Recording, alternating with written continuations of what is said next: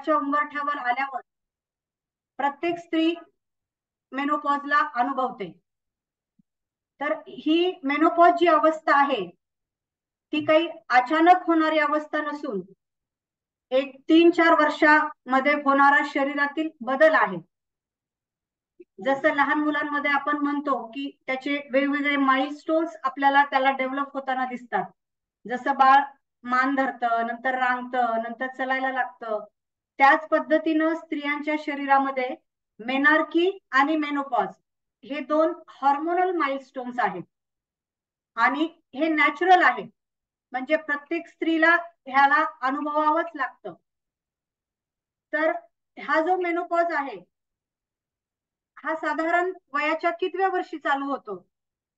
तर आपल्या भारतीय संस्कृतीनुसार किंवा भारतीय हवामानानुसार जर आपण एक 60 ते 70 वर्ष स्त्रियांचं जर आयुष्य समजत असू तर वयाच्या एक 1/3 म्हणजे जवळपास 20 वर्ष आयुष्य आपल्याला मेनोपॉज नंतर अनुभवावं लागतं किंवा 20 वर्ष आयुष्य आपण मेनोपॉज नंतर व्यतीत करतो. तर एक साधारण 45 ते 50व्या वर्षी आपल्याला मेनोपॉज येतो.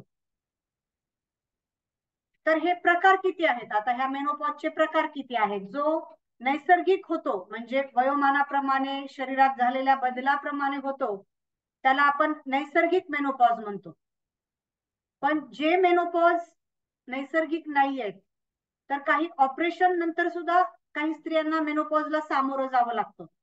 तर ते ऑपरेशन कोणते? तर हिस्टेक्टॉमी, ज्याच्यामध्ये आपण गर्भाशय काढून टाकतो, त्याच्यानंतर दोन्ही साईडचे बीजांड काढून टाकण्याच्या पण ज्या सर्जरी आहेत ज्याला आपण बायलॅटरल उफ्रेक्टॉमी म्हणतो, ह्यामध्ये सुद्धा स्त्रियांना मेनोपॉजला सामोरं जावं लागतं. त्याच्यानंतर काही ड्रग थेरपी आहेत, काही कॅन्सरच्या थेरपी आहेत, किमोथेरपी, रेडिओथेरपी.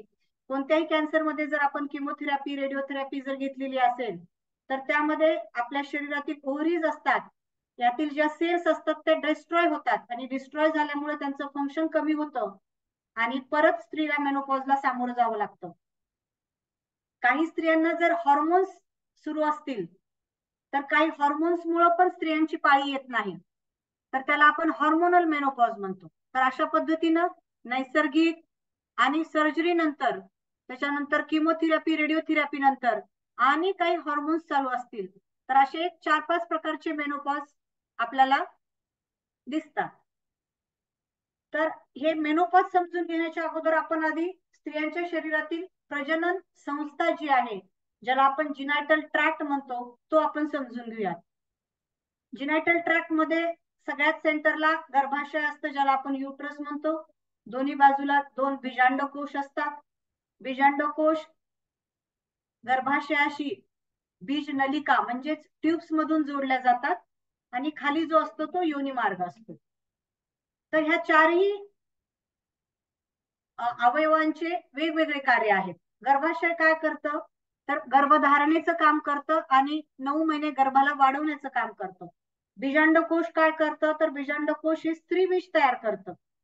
एक साधारण पाळीच्या 14व्या दिवशी स्त्रीच्या शरीरामध्ये स्त्रीबीज तयार करण्याचं काम बीजांडकोश करतं.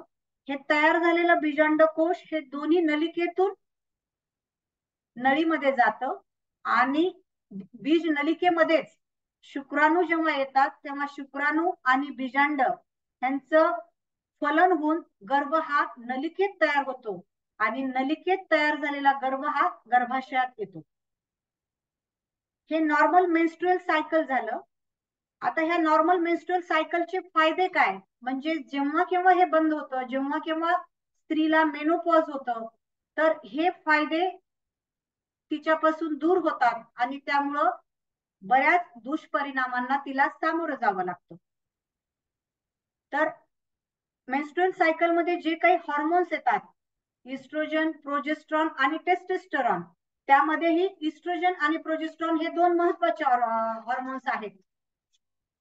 तर हे जे हॉर्मोन्स आहेत आपल्या शरीरातील बऱ्याच सिस्टीम, जसं बोन प्रोटेक्टिव्ह असतात, कार्डिओ प्रोटेक्टिव्ह असतात, न्यूरो प्रोटेक्टिव्ह असतात. एवढंच नाही तर आपल्या शरीरातील ज्या छोट्या छोट्या दुसरे अवयव आहेत, जसं आपण म्हणू त्वचा आणि केस, ह्या अवयवांवर देखील ह्या दोन हॉर्मोन्सचं नियंत्रण असतं.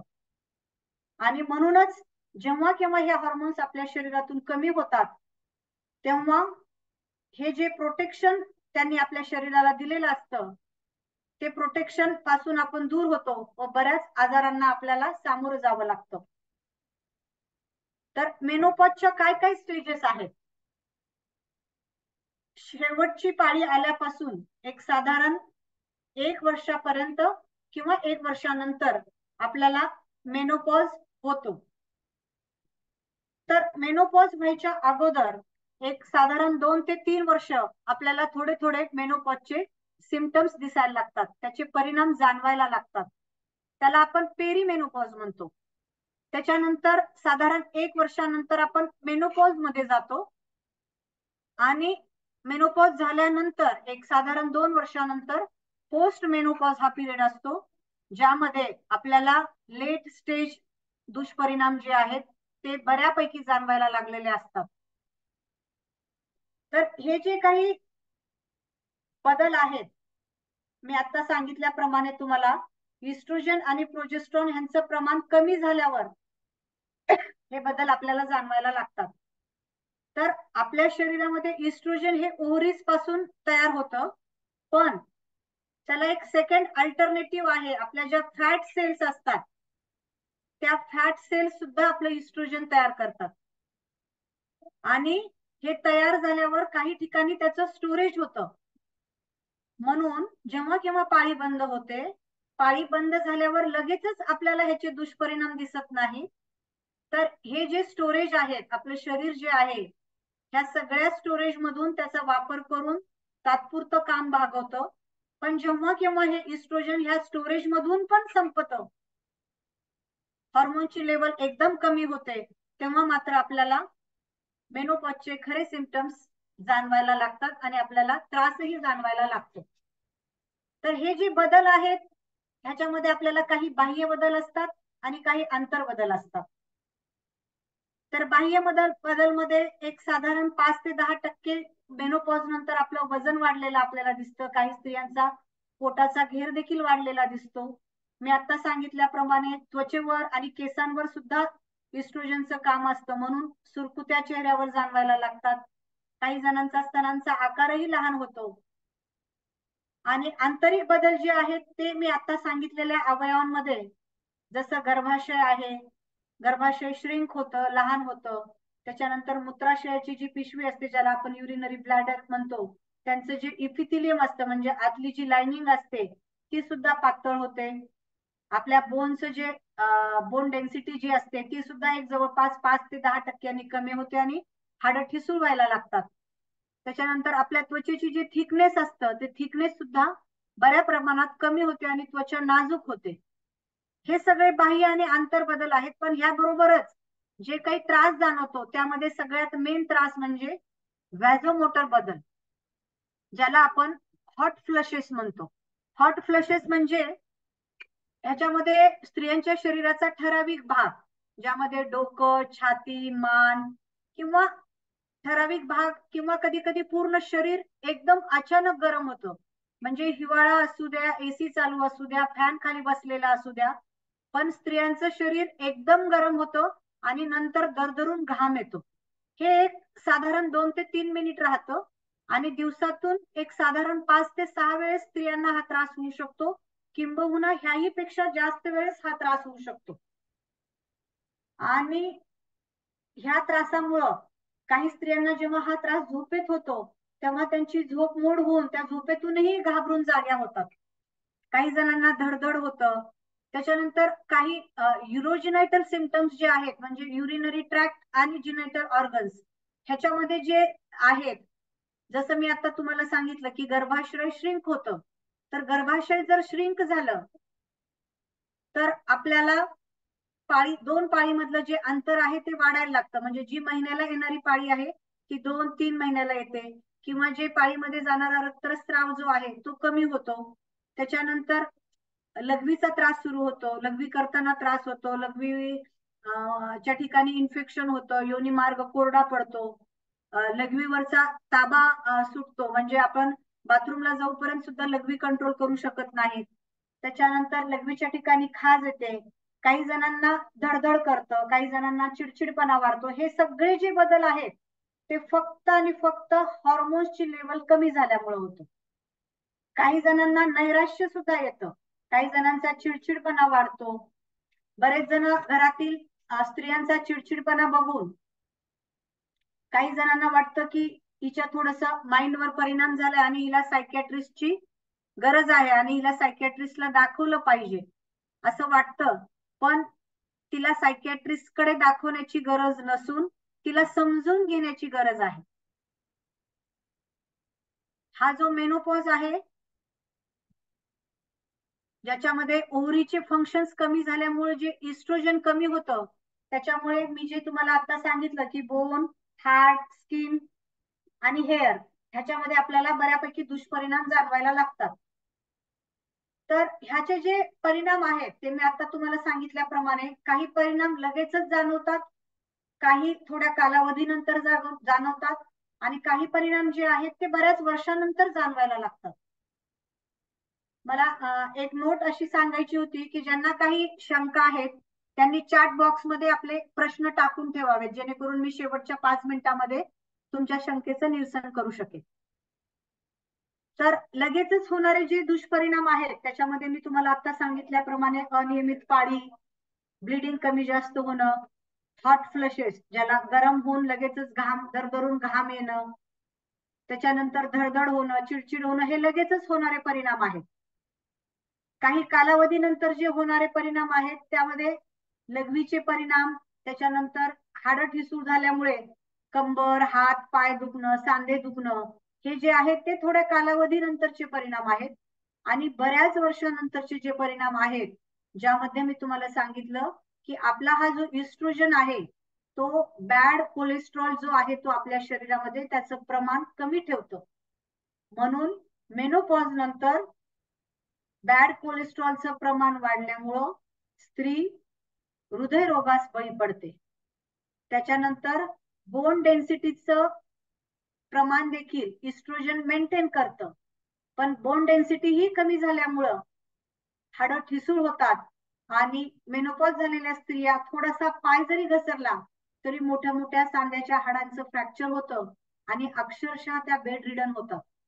म्हणून मेनोपॉज झाल्यानंतर बऱ्याच गोष्टी आपण काळजीनं करणं गरजेचं आहे.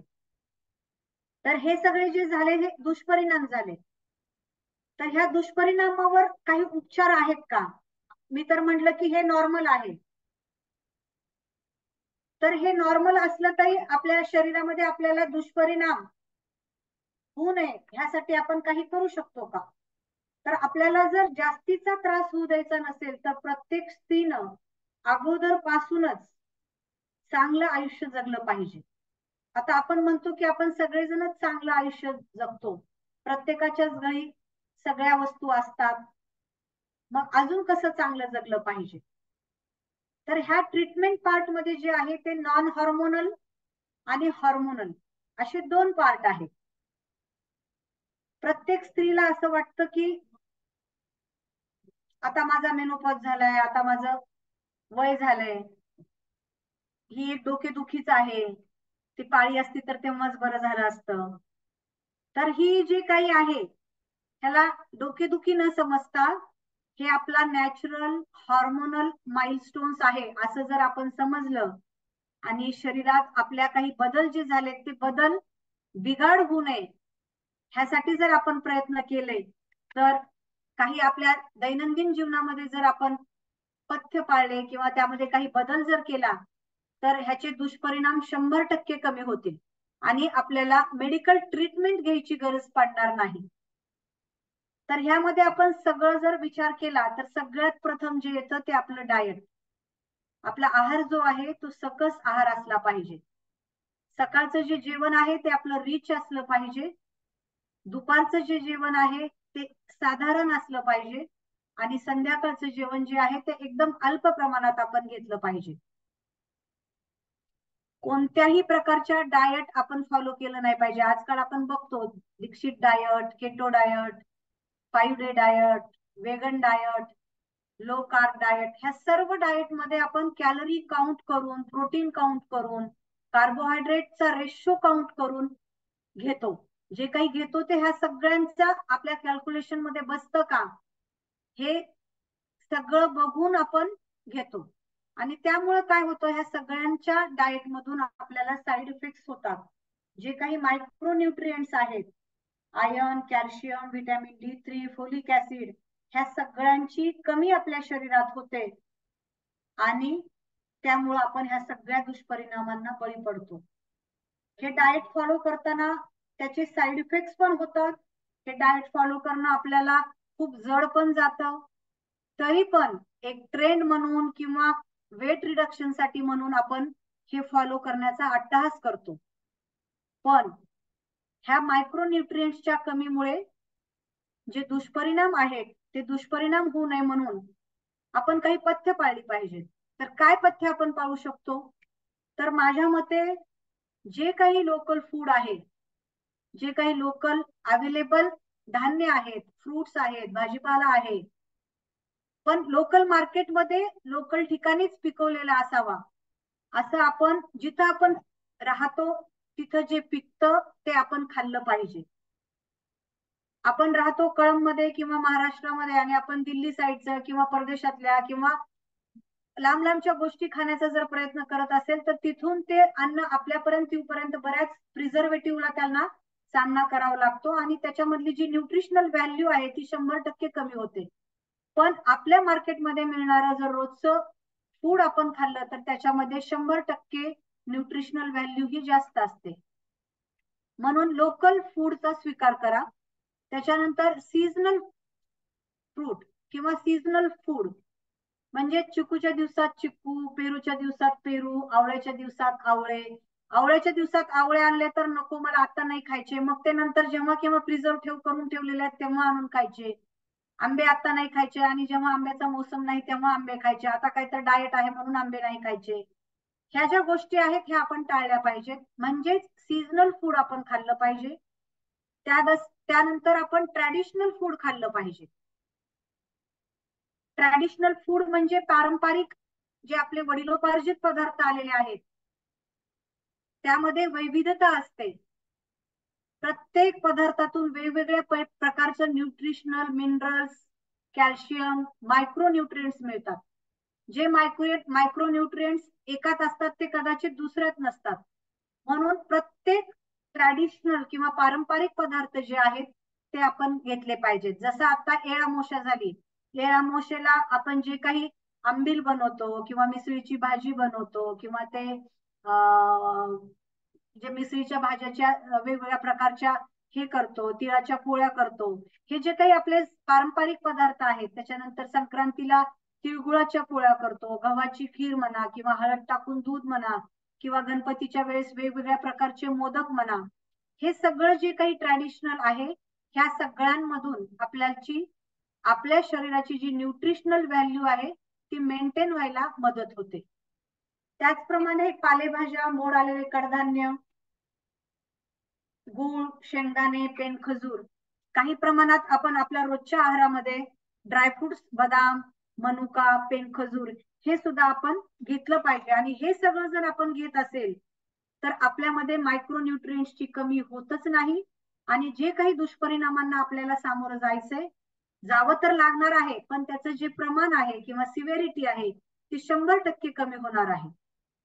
आणि हे जर घेत राहू आपण तर आपल्याला सप्लिमेंटेशनची गरज लागणार नाही. कारण आपण कोणताही त्रास घेऊन पोस्ट मेनोपॉजचा जर आपण डॉक्टरांकडे गेलो तर डॉक्टर 100% आपल्याला सप्लिमेंटेशन देणार.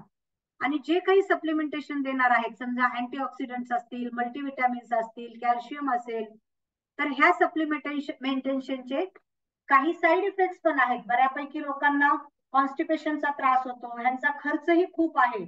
तर हे सप्लिमेंटेशन कमीत कमी कसं करता येईल ह्याकडे जर लक्ष द्यायचं असेल तर आपण सर्वांनी आपल्या डाएट कडे लक्ष देणं गरजेचं आहे. काही वेळेस आपण सनलाईट बाथ, सकाळी 9च्या अगोदरचं जे ऊन असतं त्या उन्हामध्ये जरी आपण बसलो, जसं आपण लहान मुलांना घेऊन बसतो तसं आपण मेनोपॉज नंतरही थोडा वेळ काढून सकाळच्या उन्हामध्ये जर बसलो तर व्हिटॅमिन D3 आपल्याला चांगल्या प्रकारे मिळू शकतो. म्हणजे रजोनिवृत्तीनंतर रडगाणं गात न बसता एखाद्या राणीप्रमाणे, एखाद्या क्वीन प्रमाणे सारखं आपण जगलो तर आपलं आयुष्य आपल्याला एकदम सुखद वाटायला लागतं. आपण दुसऱ्या काही, जसं आता मी तुम्हाला डाएट सांगितलं, तर दुसऱ्या काही महत्वाच्या गोष्टी सुद्धा आपण आपल्या रोजच्या जीवनामध्ये केल्या पाहिजेत. त्यामध्ये आहे की एक्सरसाइज, व्यायाम केला पाहिजे. जसं मी आता तुम्हाला सांगितलं की एक 5 ते 10% आपलं वजन रजोनिवृत्तीनंतर वाढू शकतं. 5 ते 10% ठीक आहे, पण 5 ते 10% जर जास्त असतील तर तुम्हाला वेट गेन मुळे 100% अजून जास्त दुष्परिणाम जाणवायला लागतील. तर हे वजन जास्त वाढू नये ह्यासाठी आपण काय करू शकतो, तर आपण एक्सरसाइज केल्या पाहिजेत. जास्तीत जास्त एक्सरसाइज ह्या आपण बोन आणि आपलं मसल मास जे आहे ते वाढवण्यासाठी आपण एक्सरसाइज केल्या पाहिजेत. आपला जो मसल टोन जो असतो तो पण इस्ट्रोजनच्या कमीमुळे कमी झालेला असतो. तर मसल स्ट्रेचिंग एक्सरसाइज आपण केल्या पाहिजेत. आठवड्याच्या 7 दिवसापैकी आपण 2-3 दिवस योगा, 2-3 दिवस प्राणायाम, 2-3 दिवस वॉकिंग, सायकलिंग आणि थोडं मेडिटेशन कडे सुद्धा आपण ध्यान दिलं पाहिजे, लक्ष दिलं पाहिजे. कारण मी आता तुम्हाला सांगितलं, काही स्त्रियांना नैराश्य येतं, काही जणांना चिडचिड होते, काही जणांना धडधड होतं, काही जणांना मानसिक त्रास व्हायला लागतो. थोडं काही झालं की त्याचं एवढं मोठं टेन्शन घ्यायचं असं त्यांना वाटतं. तर अशा स्त्रियांनी जर थोडस मेडिटेशन कडे लक्ष दिलं तर ह्या सगळ्या नैराश्यातून त्या 100% बाहेर येतील. त्यानंतर मेनोपॉज मध्ये बऱ्यापैकी झोपेचं प्रमाणही कमी झालेलं असतं, झोपेची वेळ कमी झालेली असते. तरी पण प्रत्येक स्त्रीनं झोप आणि आराम ह्याकडे लक्ष देणं गरजेचं आहे. ह्यामध्ये आपण वेळेवर झोपलं पाहिजे, वेळेवर उठलं पाहिजे. आपल्या जेवणाच्या वेळा देखील वेळेवर ठेव, म्हणजे त्यांचा टाइम हा फिक्स राहिला पाहिजे.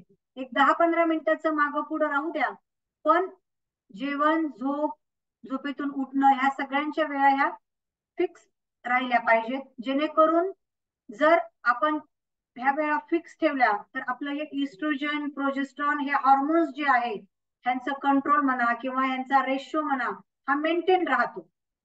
किंवा ह्यांची जी आपल्या शरीरातील कमतरता आहे ते शरीर ह्या कमतरतेला जास्त कमी भासू देत नाही. त्याच्यानंतर रजोनिवृत्तीनंतर दुपारची जेवणानंतरची एक 10 मिनिटाची का होईना आपण वाम कुक्षी घेतली पाहिजे. एक दुपारच्या वेळेस किती जरी काम असलं तरी थोडस निवांत बसायला शिकलं पाहिजे. एक वयाच्या 45-50 वर्षापर्यंत आपण दगदग केलेला असतो, त्यामुळे दुपारी निवांत बसायला नको वाटतं. पण 45 वर्षानंतर आपल्या आयुष्यात बदल घेणं हे गरजेचं आहे. त्यामध्ये थोडस निवांतपण किंवा थोडी रेस्ट घेणं हे गरजेचं आहे. सगळ्यात शेवटी म्हणजे हार्मोनल पार्ट. एवढं सगळं करूनही जर का आपल्याला मेनोपॉजचे सिम्पटम्स जाणवत असतील आणि आपण जर स्थिर नसू तर मात्र आपल्याला हार्मोनल ट्रीटमेंट घेणं हे गरजेचं आहे. ह्यामध्ये काय करतात, जे हॉर्मोन्स कमी आहेत, इस्ट्रोजन, प्रोजेस्ट्रॉन, ह्याच हॉर्मोन्सचं आपण सप्लिमेंटेशन देतो. सप्लिमेंटेशन हे वेगवेगळ्या रूपामध्ये असतं. काही त्वचेवर लावायचे पॅचेस असतात, काही त्वचेच्या खाली लावायचे इम्प्लांट असतात, काही जेल असतात, काही टॅबलेट असतात. ज्या स्त्रियांमध्ये युट्रस आहे अशा स्त्रियांना इस्ट्रोजन आणि प्रोजेस्ट्रॉन ह्यांचं कॉम्बिनेशन देतात आणि ज्यांच्यामध्ये युट्रस नाही आहे त्यांना ओन्ली इस्ट्रोजनचं थेरपी देतात. पण हे जे हार्मोनल ट्रीटमेंट आहे ह्या हार्मोनल ट्रीटमेंटचे साईड इफेक्ट्स पण आहेत. पण जर का त्रास खूपच जास्त असेल, जो त्रास आपण सहन करू शकत नाही, अशा वेळेस आपल्याला हार्मोनल ट्रीटमेंट घेणं गरजेचं असतं डॉक्टरांच्या सल्ल्यानुसार. मग काय काय त्रास होऊ शकतो या हार्मोनल ट्रीटमेंटनी?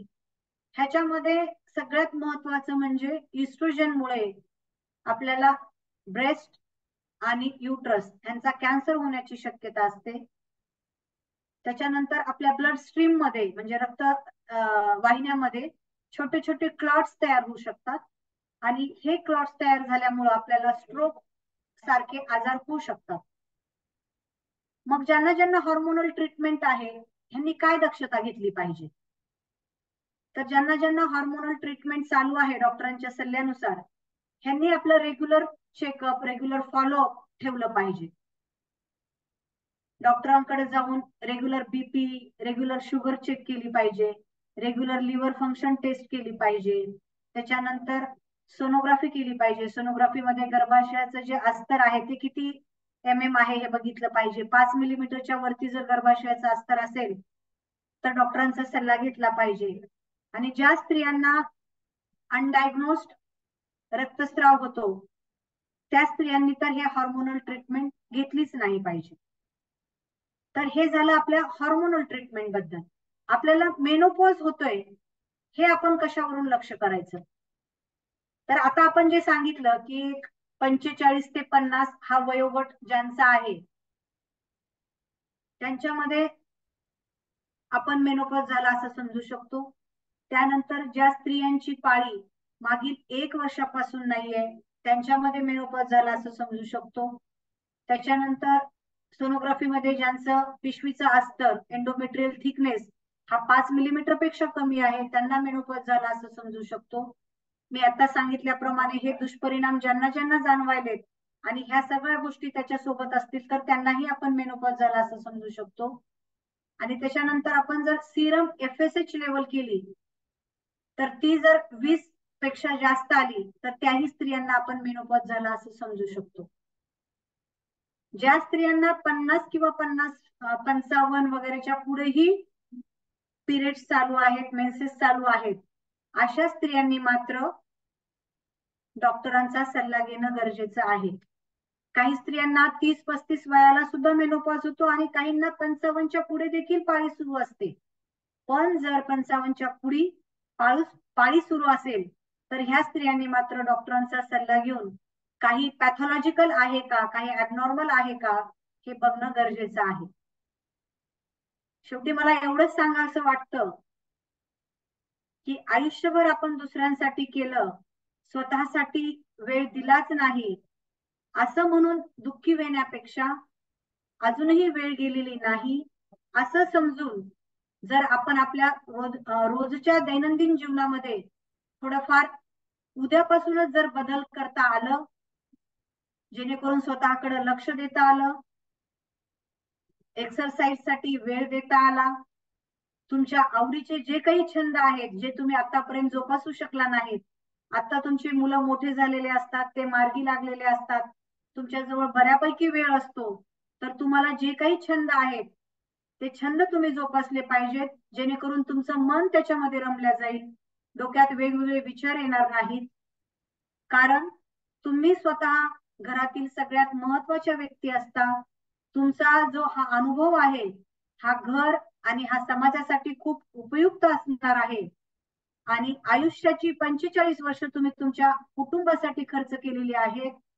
तर हा जो मेनोपॉज किंवा रजोनिवृत्ती आहे ही वैज्ञानिक दृष्टिकोनातून ह्या मेनोपॉज कडे तुम्ही बघावं आणि उर्वरित आयुष्य चांगल्या प्रकारे घालवावं ही इच्छा बाळगून मी माझं मनोगत व्यक्त करते. धन्यवाद.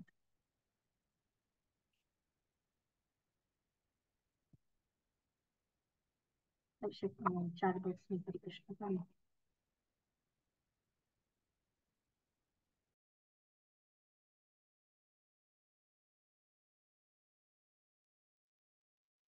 हॅलो,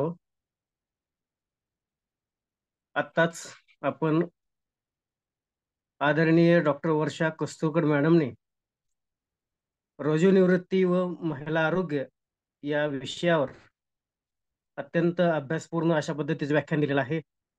खरोखरच आरोग्य संपन्न जर आपण असू तर सर्व गोष्टी जीवनामध्ये करू शकतो.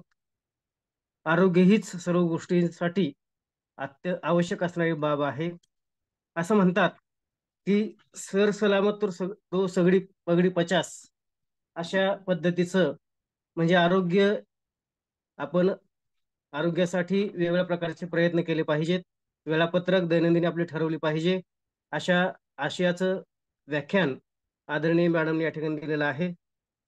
एकूणच या 9 दिवस चाललेल्या व्याख्यानमालेच्या संदर्भात काही रसिक श्रोते आपलं मनोगत या अनुषंगानं मांडणार आहेत. मी त्यासाठी सर्वप्रथम डॉक्टर रामकृष्ण लोंढे सर, माजी IME चे अध्यक्ष, या व्याख्यानमालेच्या अनुषंगाने काही बोलणार आहेत. मी सरांना अशी विनंती करतो की आपण आपलं मनोगत थोडक्यामध्ये व्यक्त करावं. Doctor Londhe sir.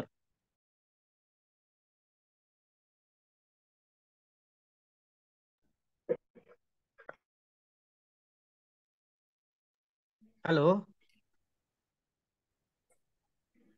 Londhe sir आहेत का? सर लोंढे सर नाहीत जॉईन. त्यानंतर मॅडम देशमुख मॅडम आहेत का? नाहीत त्या पण सर. साठे सर पण नाहीत. पवार सर पण नाहीत. भोवर सर साठे आहेत. सर आहेत ना? आहेत पवार सर. भोवर सरांचं घ्या. नाही, पवार सर आहेत का? हो आहेत सर. हा, तर या एकूण 9 दिवस चाललेल्या व्याख्यानमालेच्या अनुषंगानं आपल्या प्रतिक्रिया, आपलं मनोगत या ठिकाणी आमच्या महाविद्यालयाचे प्राचार्य आदरणीय सुनील पवार सर या ठिकाणी व्यक्त करणार आहेत. मी आदरणीय सरांना अशी विनंती करतो की आपण या व्याख्यानमालेच्या अनुषंगानं आपलं मनोगत व्यक्त करावं. सन्माननीय पवार सर. धन्यवाद सूर्यवंशी सर. शिक्षण महर्षी ज्ञानदेव मोहेकर महाविद्यालय कळंब, इतिहास विभाग, इन्नरव्हील क्लब कळंब, अंधश्रद्धा निर्मूलन समिती शाखा कळंब यांच्या संयुक्त विद्यमाने 4 तारखेपासून एक अनोखी अशी व्याख्यानमाला आपण आयोजित केलेली आहे. आणि एक बॅनर सुद्धा त्याचा अतिशय सुंदर आहे, प्रेरणा जिजाऊ मासाहेबांची आणि वसा सावित्रीचा. पहिलं पुष्प याचं गुंफलेलं होतं डॉक्टर मीनाक्षी भवर यांनी, आणि युगस्त्री सावित्रीबाई फुले पासून हा विषय त्यांनी सुरू केला. आणि आज स्त्रियांच्या रजनिवृत्तीच्या संदर्भात अतिशय सुंदर असं व्याख्यान कस्तुरकर मॅडमनी दिलेलं आहे. एकूण पहिल्या 2-3 दिवसाचे व्याख्यान मी काही कारणामुळे ऐकू शकलो नाही, पण नंतर जेव्हा मी व्याख्यान ऐकायला सुरुवात केली तेव्हा एक लक्षात आलं की अगदी इतिहास काळापासून आधुनिक स्त्रीपर्यंत इथं सर्व अभ्यास या व्याख्यात्यांनी केलेला आहे आणि आपल्या समोर मांडलेला आहे. त्याच्यामध्ये किशोरवयीन मुलींच्या समस्या सुद्धा तिथं मांडलेल्या आहेत. म्हणजे केवळ स्त्री म्हणून नाही, तर एक स्त्री म्हणून ओळख निर्माण होण्याच्या आधीची जी अवस्था होते त्या अवस्थेचा विचार करत करत आज शेवटच्या अवस्थेपर्यंत हा विषय गेलेला आहे. म्हणजे विषय निवडीचं सुद्धा एक अतिशय सुंदर असं नियोजन मला वाटतं संयोजन समितीनं केलेलं असावं, आणि मी त्यासाठी त्यांना धन्यवाद देतो. व्याख्यात्याच्या बाबतीत जर बोलायचं झालं तर एक लक्षात आलं असेल सगळ्यांच्याच की आपल्या आसपासच्या परिसरामध्ये पुष्कळ व्याख्याते बोलणारे आहेत आणि आपल्याला ते माहिती नव्हते, आणि ते आता बोलते झालेले आहेत. ऐकणाऱ्यांचे कानही तयार झालेले आहेत असं आज वाटतंय. कारण पहिल्या दिवशी जी संख्या 20-25 होती ती आज 100 पर्यंत गेलेली आहे. म्हणजे एकूणच ह्याच्यामध्ये ह्या सर्व व्याख्यानमालेचं यश आज दिसून येतं. आणि अशी व्याख्यानमाला खरं तर आयोजित करणं हे फार महत्वाचं आहे, कारण श्रोत्यांचे कान तुम्ही तयार करता आणि त्यानिमित्तानं विविध अंगी माहिती त्यांना तुम्ही देता. इतिहास असेल, समाजशास्त्र असेल, महिलांचा विशेष अभ्यास असेल, महिलांची धोरणं असतील, किंवा महिलांचा शारीरिक अभ्यास असेल, या सगळ्याच बाबतीत आपण दिलेलं आहे. आणि मला वाटतं ही व्याख्यानमाला अशीच दीर्घकाळापर्यंत चालू राहावी, आणि श्रोत्यांनीही आज जो प्रतिसाद दिला तो रोज द्यावा. आणि अतिशय सुंदर असा प्रतिसाद जर तुमचा असेल तर संयोजकांचा उत्साह सुद्धा वाढू शकतो. आणखी चांगले व्याख्याते तयार व्हायला या माध्यमातून मदत होईल अशी मी इथं अपेक्षा व्यक्त करतो. आणि मला आज बोलण्याची संधी दिली त्याबद्दल संयोजन समितीचे आभार मानतो आणि थांबतो. धन्यवाद. धन्यवाद सर.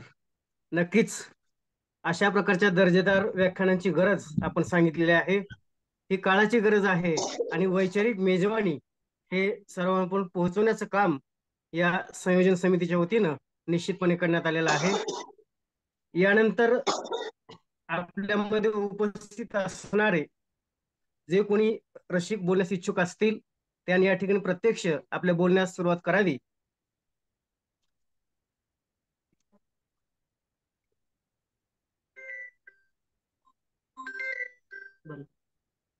हा, बापू भोर बोलत आहेत. बापू बोला, तुमचं स्वागत. धन्यवाद सर, बोलण्याची सुद्धा संधी दिल्याबद्दल. संयोजकाचे मानावे तेवढे आभार. खरंच खूप चांगला उपक्रम आपल्या शहरामध्ये आपण राबवला. आजचा जसा श्रोत्यांचा प्रतिसाद होता ते पाहून वाटतं की जे थोडस आपल्याला 100 पेक्षा पार्टिसिपेट झाल्यावर काय करता येईल का त्याच्यासाठी प्रयत्न करावे पुढच्या वेळेला. इथल्या लोकांमध्ये गुण आहेत किंवा जी कला आहेत ते आपल्याला भेटता येत नव्हत्या. म्हणजे उदाहरणार्थ मला सुद्धा कधी वाटतं होऊ शकतो किंवा मला बोलता येऊ शकतो पुढे चांगलं. ऑफलाईन का असते ना, मला चांगलं जमतं. त्यानंतर आज पुन्हा एकदा ऑफलाईन शरदचंद्र महाविद्यालय शाळेला मला व्याख्यानाला बोलावलं आणि मी चांगला आत्मविश्वास माझा ह्या कार्यक्रमामुळे वाढू शकला. जसे इतर गुण कळत गेले तसं कळत गेलं की आपण व्याख्यान सुद्धा देऊ शकतो. म्हणजे आपल्या स्थानिक पातळीवर इथल्या लोकांना संधी मिळत गेली तर आपण सुद्धा कशात कमी नाहीत ते आपण दाखवून देऊ शकतो. त्यामुळं आणखीन लोकांना जास्तीत जास्त पुढच्या वेळेस संधी मिळावी. वेगवेगळ्या विषयाचं ज्ञान वाढत जातं. एक व्याख्यान ऐकणं म्हणजे अगदी 90 पुस्तक वाचल्यासारखे असतात म्हणतात. तर एवढं मोठं ज्ञान आपण सगळ्यांनी मिळवलं. एका एका व्याख्यानातून बऱ्याच गोष्टी कळाल्या. आजचं कस्तुरकर मॅडमचं व्याख्यान स्पेशली महिलांसाठी होतं म्हणून मला अगोदर आपल्याला प्रवेश त्यासाठी मिळत नाही की हा व्याख्यान फक्त महिलांसाठीच आहे. खूप वेळ प्रयत्न केल्यावर कळलं की नाही 100 पेक्षा पुढे पार्टिसिपेट झाले. असं ठीक आहे, पुढच्या वेळेस मात्र नक्की पार्टिसिपेट जास्त झाले तरी सगळ्याला जॉईन होता यावं या दृष्टीनं तंत्रज्ञानाचा वापर करावा.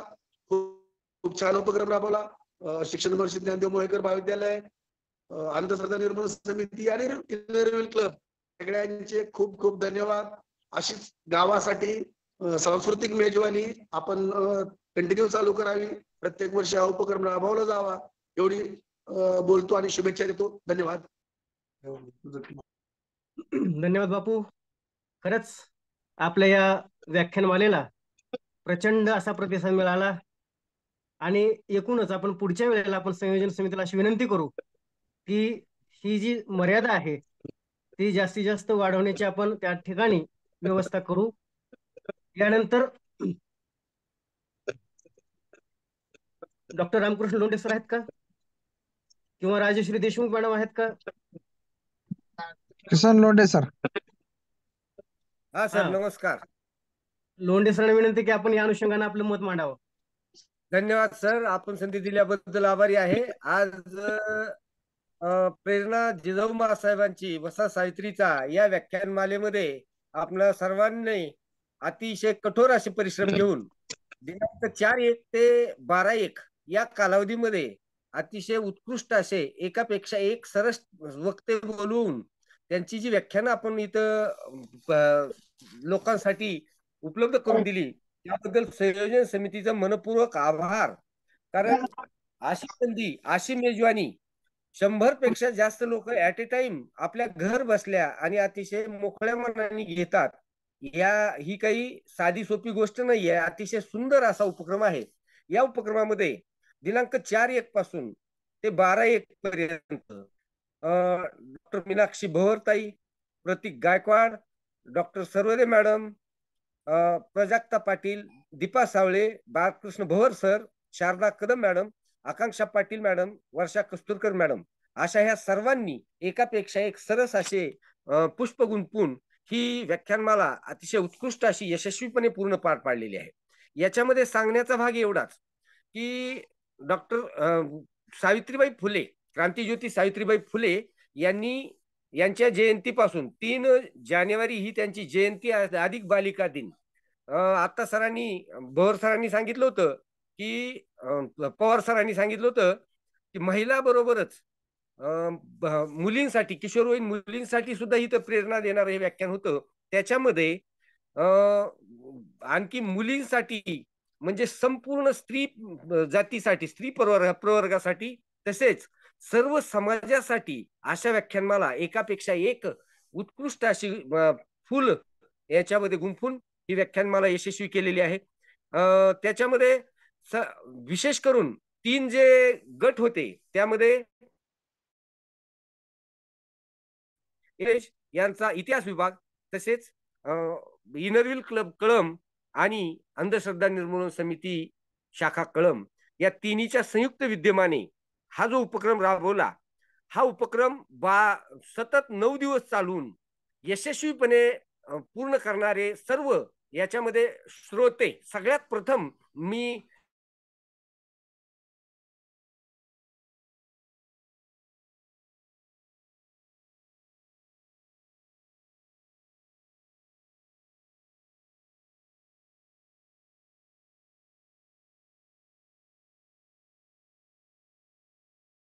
तेवढ्या वक्त्यांना प्रेरणा मिळते आणि ती प्रेरणा आपण सर्वांनी केलेला आहे. त्याचबरोबर संयोजकाचे मानावे तेवढे आभार कमीच, कारण त्यांनी एक ऍट ए टाइम 100 लोकांना जोडण्यासाठी अतिशय व्यवस्थितशीर असं नियोजन करून आपल्या सर्वांना प्रेरणा दिली.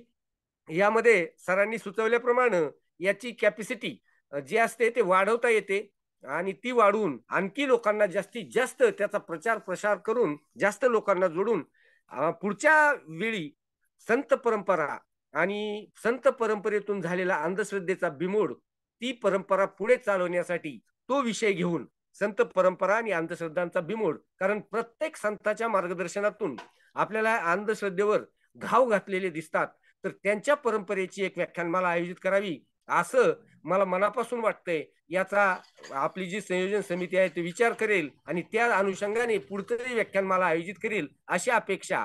आणि पुन्हा एकदा सर्व श्रोत्यांचे, वक्त्यांचे आणि संयोजकाचे मनपूर्वक आभार व्यक्त करून मी माझे 2 शब्द संपवतो. जय हिंद, जय महाराष्ट्र. धन्यवाद सन्माननीय लोंढे सर. खरं म्हणजे आपण जो विषय सुचवला अतिशय स्वागतार्ह आहे. आपण नक्कीच पुढच्या वेळेला तसा प्रयत्न करणार आहोत.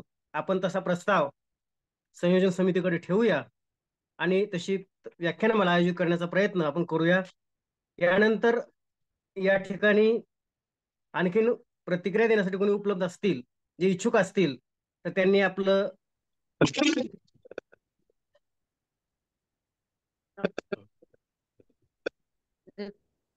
हा मॅडम बोला.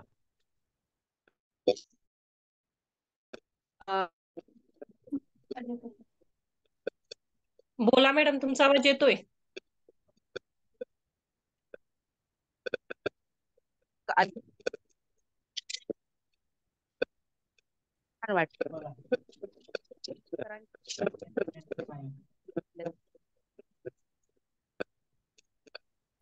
आवाज जरा वेगळा येतोय, अडकतोय. रेंज आवाज येत नाही बरोबर क्लिअर. रेंज मध्ये यायला पाहिजे, रेंज नाही. ज्यांच्याकडे रेंज आहे त्यांनी कृपया संवाद साधावा, रेंज मध्ये येऊन संवाद साधावा मॅडम. थोडा हॅलो हॅलो सर, आवाज येतोय? येतोय सर, बोला, तुम्ही बोला. आवाज येतोय, व्हिडिओ दिसत नाहीये. बोलू सर मी? हा बोला सर, बोला.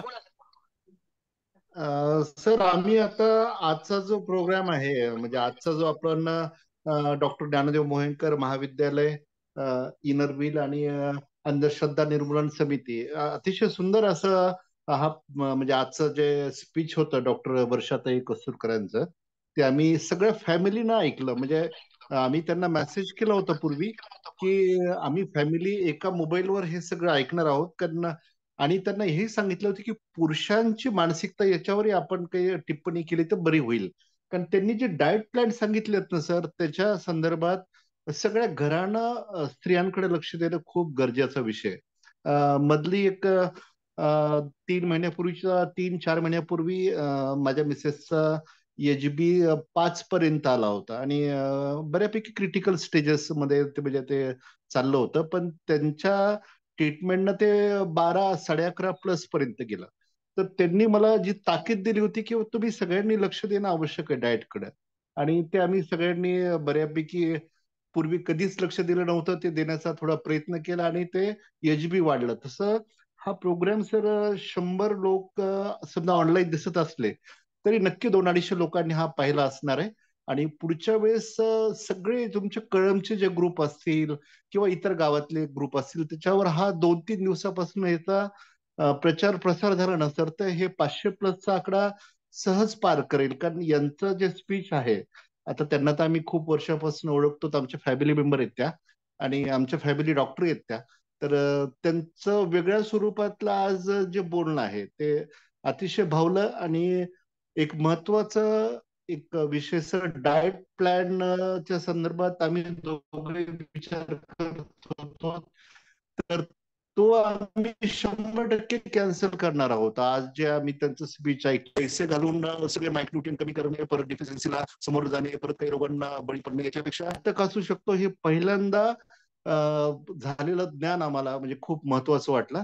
आणि खूप खास आपण प्रोग्राम घेतला सावित्री वस्सा सावित्रीचा, आणि आज राष्ट्रमाता जिजाऊ मासाहेब आणि स्वामी विवेकानंदांच्या जयंतीनिमित्त आपण सुंदर असं ज्ञानदानाचं जसं कॉलेजचं नाव आहे तसं काम केलं. त्याबद्दल आपल्या सर्वांचे खूप खूप आभार सर. सर धन्यवाद सर. आपण आपली बोलकी प्रतिक्रिया दिलात. नक्कीच सन्माननीय कस्तुरकर मॅडमने अतिशय सुंदर अशा पद्धतीचं अभ्यासपूर्ण मार्गदर्शन केलेलं आहे. एकूणच आपल्या दैनंदिनीमध्ये आपण आपलं वेळापत्रक किती महत्वाचं आहे, आरोग्याची काळजी कशी घेतली पाहिजे, अशा वेगवेगळ्या प्रकारची माहिती मॅडमने दिली आहे. यानंतर जर कोणी प्रतिक्रिया देण्यासाठी इच्छुक असेल तर लागलीच आपण सुरू करावे.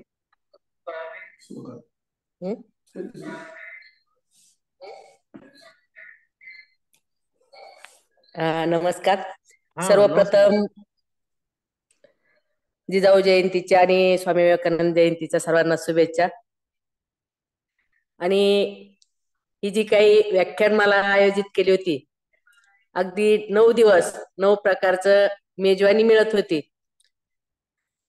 सर्वप्रथम मी शिंदे सरांचा आभार मानते, कारण त्यांनी घरी बसल्यानंतर टेक्निशियन कसं व्हायचं आणि कसं राहायचं, घरी बसून कसं भाषण ऐकायची, त्यांची दुसरी वेळ आहे मला वाटतं. लॉकडाऊन मध्ये त्यांनी सुंदर हा उपक्रम राबवला होता. त्यामुळे अरविंद शिंदे सरांचं आणि त्यांच्या टीमचं पुन्हा एकदा मी या ठिकाणी आभार मानते. कारण या ठिकाणी खूप सुंदर असं नियोजन करून या 9 दिवसामध्ये खूप छान असं मार्गदर्शन या ठिकाणी लाभलेलं आहे. प्रत्येक वक्त्यानं काही ना काही आम्हाला दिलेलं आहे. ज्या पद्धतीनं म्हणजे आम्हा महिलांना पुस्तक वाचायला वेळ मिळत नाही, पण या भाषणामधून खूप असे सुंदर विचार आमच्यापर्यंत पोहोचले. अनेक पुस्तक वाचल्याचं आम्हाला फलित झालं असं म्हणता येईल. आणि घरी बसून आमच्या वेळेत हा कार्यक्रम घेण्यात आला. त्याच्यामुळं पुन्हा एकदा सर्व टीमचं, मोहेकर कॉलेजचे प्राचार्य, त्यांचे सगळे टीम आणि इतिहास विभागातले विभाग प्रमुख आणि इनरव्हील क्लब आणि अंधश्रद्धा निर्मूलन समिती या सर्वांचं आभार मानते. आणि इथून पुढे असेच कार्यक्रम घेत जा आणि अशी गोड मेजवानी आमच्यासाठी देत जा अशी विनंती करते. धन्यवाद.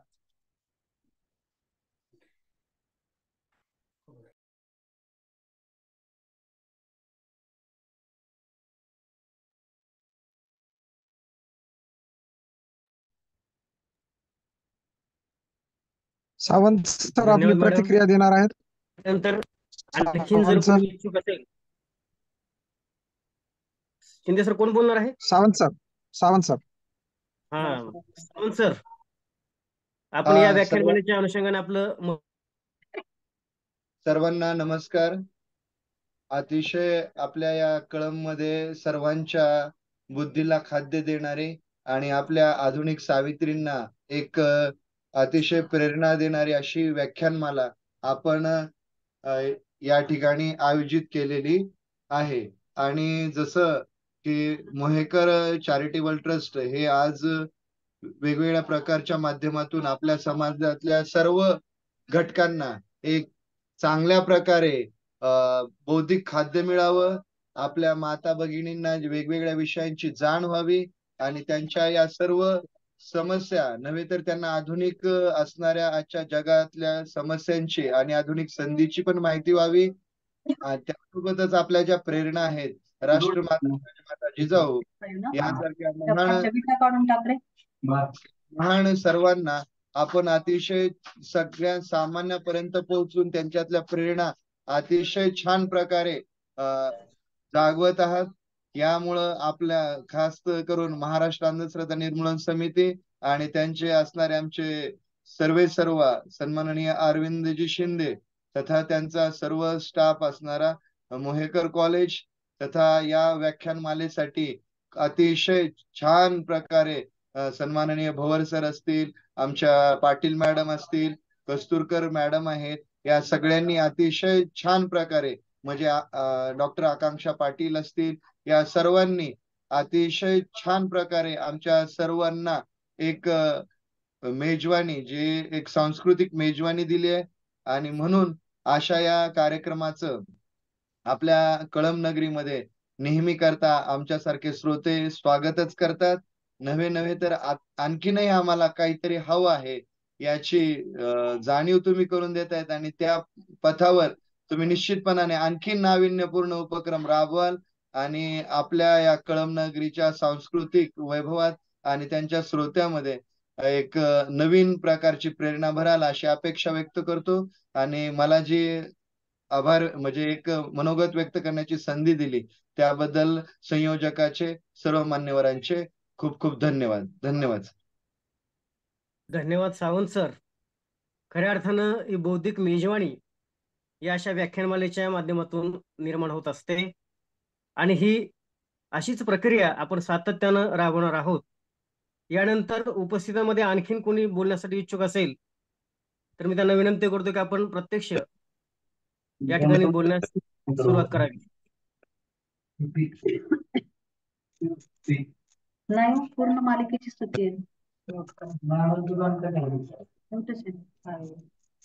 हॅलो हॅलो, सर्वांना नमस्कार. बोला मॅडम. मॅडमचे मी खूप खूप आभार मानते. मी एसटी महामंडळामध्ये कंडक्टर आहे, सौ राजकन्या गवळी. तर मॅडमचा शब्द ना शब्द इतका सुंदर होता की आमच्यासारख्या कंडक्टरला तर खूपच महत्वाचा होता तो. तर ह्याचं जर रेकॉर्डिंग भेटत असेल तर आमच्या बाकीच्या महिलांना सुद्धा ते ऐकायला मिळेल. आणि इथून पुढे जर असे काही उपक्रम असतील तर आमच्या ज्या 40 महिला आहेत वाहक कळम आगारामध्ये काम करतात, तर त्यांच्याही आरोग्यासाठी हा उपक्रम अतिशय सुंदर आहे. तर मला ते रेकॉर्डिंग मिळालं तर मी आमच्या बाकीच्या महिलांना सुद्धा पाठवेल. आणि मॅडमचं करावं तेवढं कौतुक खूपच आहे, कारण एक एक शब्द त्यांचा अगदी मोत्यासारखा पडत होता. तर thank you madam, thank you so much. धन्यवाद मॅडम. आणि या व्याख्यानमालेत असलेलं रेकॉर्डिंग उपलब्ध आहे, ते तुम्हाला लवकरच मिळून जाईल. यानंतर आणखीन सहभागी असलेल्या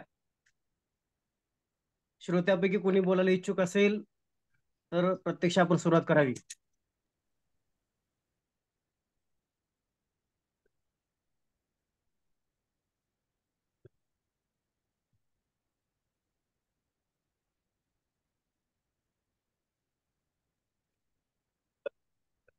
हॅलो, आभार प्रदर्शन घ्या सूर्यवंशी सर. रामकृष्ण लोंढे सर आहेत का? त्यानंतर राजश्री देशमुख मॅडम आहेत का? नाहीत सर ते दोघं. डॉक्टर नामानंद साठे सर. सर ठीक आहे. जॉईन नाही झाले. आभार प्रदर्शन घ्या. आज आपण या ठिकाणी